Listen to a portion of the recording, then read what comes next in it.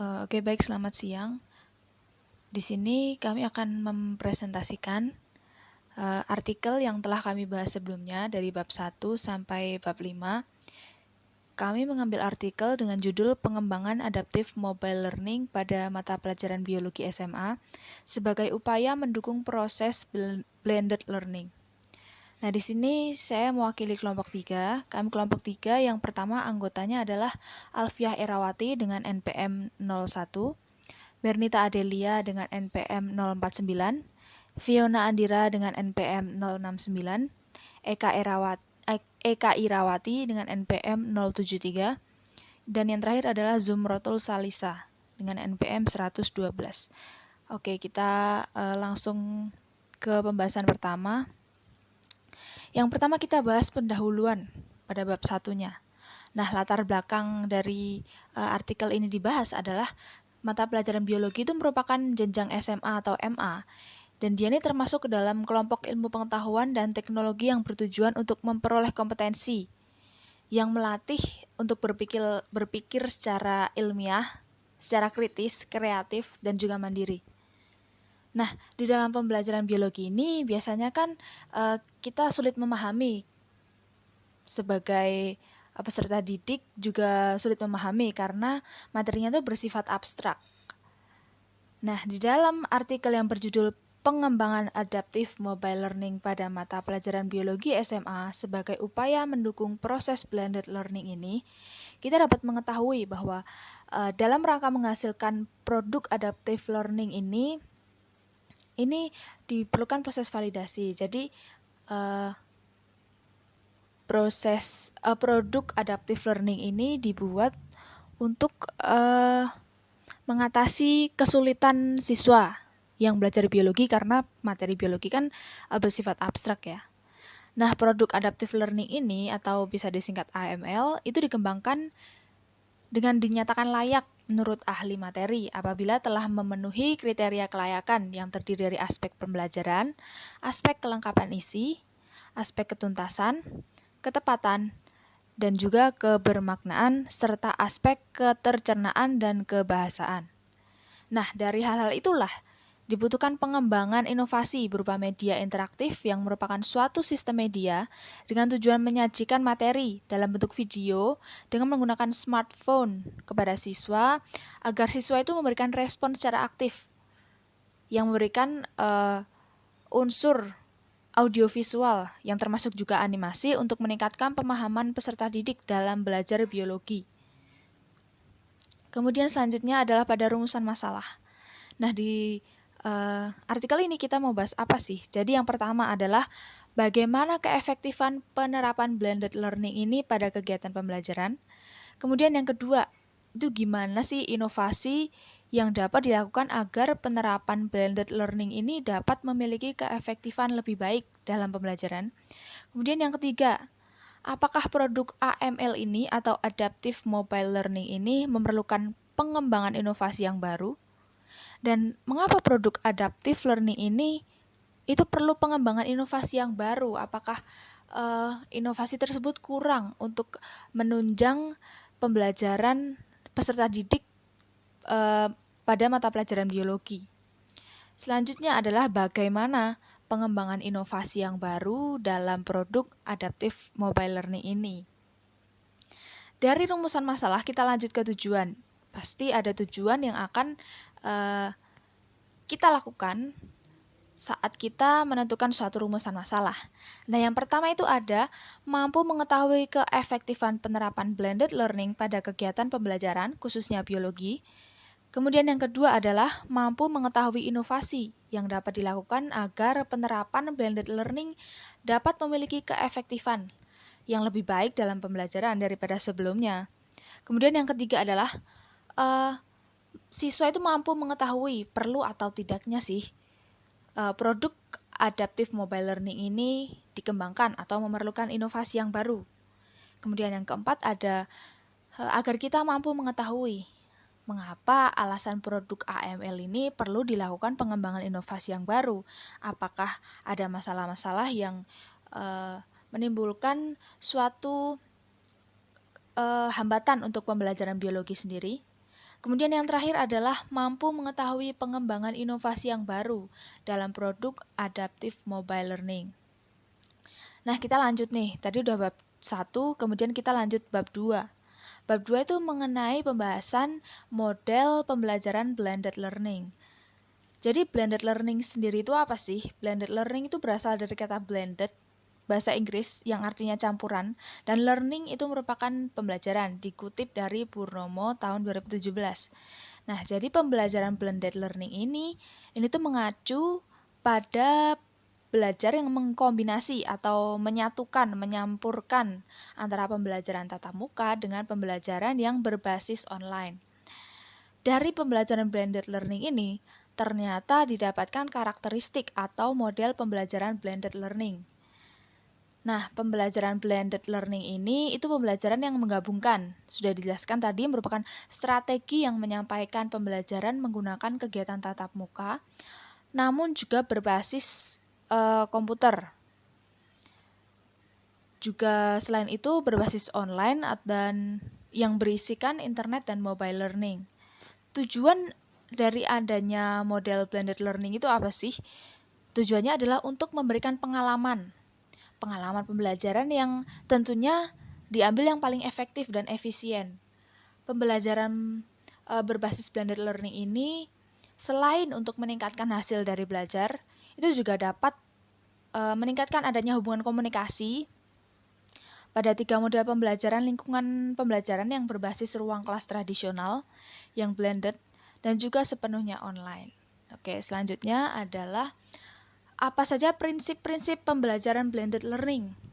Prinsip dari pembelajaran blended learning ini adalah memiliki 6 prinsip. Yang pertama, tatap muka, belajar mandiri, aplikasi, tutorial, kerjasama, dan evaluasi. Nah, dari pembelajaran tatap muka ini dapat dilakukan seperti yang sudah dilakukan sebelumnya. Itu bisa menggunakan teknologi cetak, audiovisual, komputer, dan pengajar sebagai sumber belajar utama. Dalam pembelajaran blended learning ini ada langkah-langkahnya. Nah, yang pertama itu perancangan yang meliputi definisi bidang atau ruang lingkup dan identifikasi dan pembuatan dokumen perencanaan.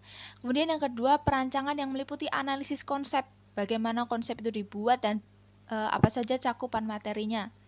Untuk menentukan komponen, untuk membuat flowchart atau storyboard, kemudian bagaimana menentukan software yang akan digunakan. Yang ketiga adalah pengembangan yang meliputi penyiapan naskah materi yang menggabungkan bagian-bagian media seperti teks, audio, video, animasi, gambar, serta memadukan berbagai bahan membuat program adaptive mobile learning secara utuh. Selanjutnya adalah suatu hal pasti ada kelebihan dan kekurangan ya. Di dalam model pembelajaran blended learning ini juga didapatkan suatu kekurangan dan kelebihan. Nah, kita bahas kelebihannya dulu. Yang pertama, kelebihannya itu bisa memperluas jangkauan pembelajaran atau pelatihan.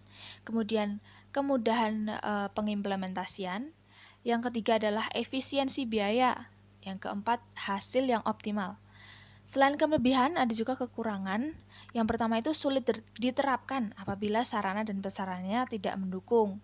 Mungkin ada beberapa sekolah yang belum mendukung alat-alat teknologi yang masa kini. Kemudian yang kedua adalah tidak meratanya fasilitas yang dimiliki peserta. Kemudian akses internet yang tidak merata di setiap tempat dan juga sebagainya. Nah, kemudian ada juga nih media interaktif audiovisual. Media audiovisual ini merupakan media pengajaran dan media pendidikan yang mengaktifkan mata dan telinga audiovisual. Itu melibatkan pendengaran serta penglihatan kita ya. Itu juga mengandung unsur seperti rekaman video, film, slide suara, dan lain-lain. Nah, karakteristik dari media interaktif audiovisual sendiri itu bersifat linier, menyajikan visual yang dinamis, digunakan dengan cara yang telah ditetapkan oleh perancang. kemudian merupakan representasi fisik dari gagasan real atau abstrak, dan dikembangkan menurut prinsip psikologis behaviorisme dan kognitif. Dari media audiovisual ini ada juga kelebihan dan kekurangan.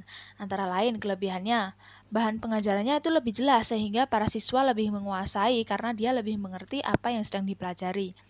Kemudian yang kedua adalah sifatnya variatif.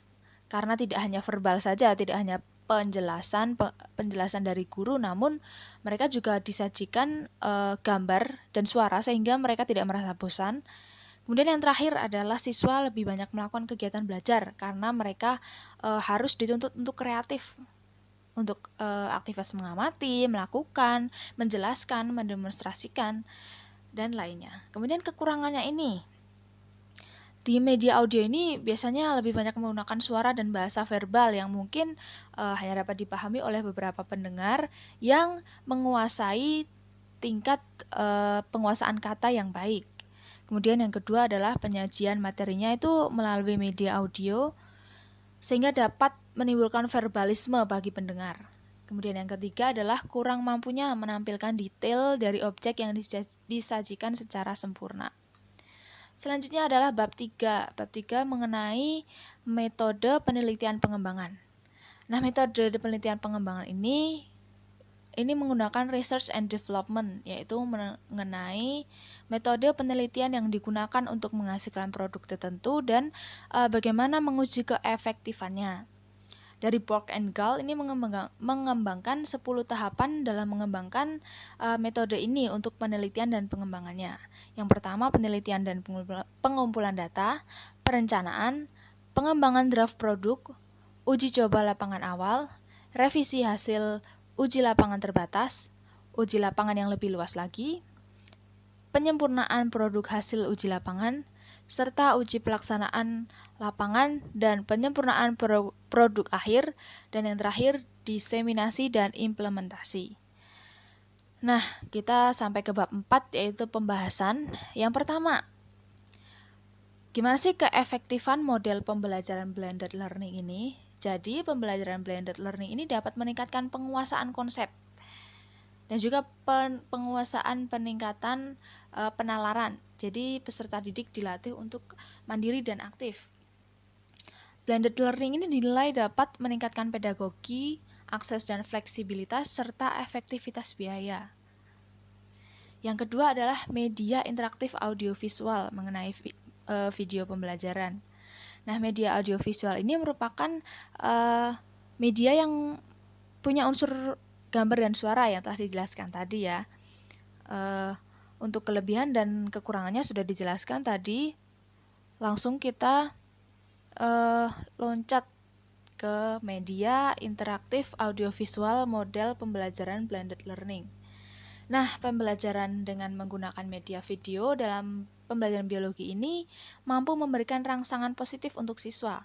Pembelajaran ini disebut juga blended learning atau pembelajaran dengan menyatukan aspek format elektronik dengan berbasis web, streaming video, komunikasi audio sinkronus dan asinkronus, sinkron dan asinkron, dengan pembelajaran tradisional yang dilakukan secara tatap muka. Siswa dituntut untuk lebih aktif dan kreatif dalam penyampaian kata atau kalimat. Nah, ada nih langkah-langkahnya waktu pembelajaran di kelas. Jadi, blended yang sering digunakan dalam kelas antara lain itu 50-50. Artinya, alokasi waktu yang disediakan itu 50% untuk pembelajaran tatap muka dan 50% untuk online. Atau ada pula nih yang menggunakan 75-25. Artinya 75% tatap muka, namun 25%-nya adalah online. Nah, itulah susunan dari artikel yang kami ambil dari kelompok 3, Inovasi Pembelajaran Biologi. Semoga video ini dapat memberi kalian pengetahuan serta meningkatkan hasil ilmu pengetahuan kalian mengenai apa itu metode blended learning. Terima kasih. Salam.